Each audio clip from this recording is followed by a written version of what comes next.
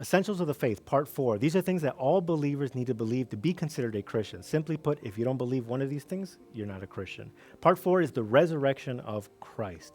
So the Apostle Paul says that if Christ did not resurrect, we are to be pitied above all men. We have wasted our lives. And so this question of the resurrection is very important, but we have confidence on this for a couple of reasons. The most important being the eyewitness testimonies of the disciples that saw the resurrected Jesus. They saw him crucified on the cross, breathing his last breath.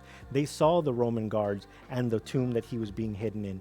But then they also saw the stone rolled over. They saw the resurrected Jesus before them with the marks on his hands. They saw him do all these miracles around him, including resurrecting people, right? So just on the basis of the disciples, they show us very clearly that people don't die for something that they knowingly know is a lie, right? They were witnesses to this. They were not willing to deny what they saw. And obviously we weren't there, but how can we believe in the resurrection?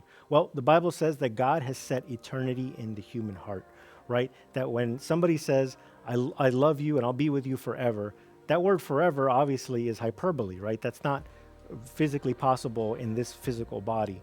But we have an understanding of forever, of eternity, of something that goes on and on. And so God has set that in our hearts to desire that for a reason, right? In the same way that God has given us a desire for love and for affection and for peace and for joy, in the same way he has set eternity in our hearts for that very purpose, to seek it out.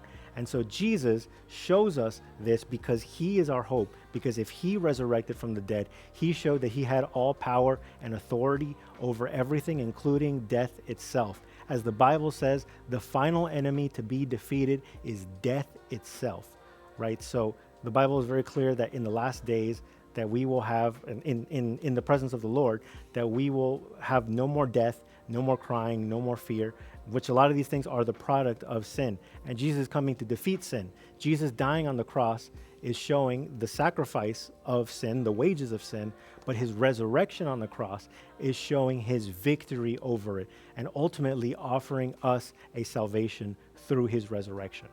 God bless you.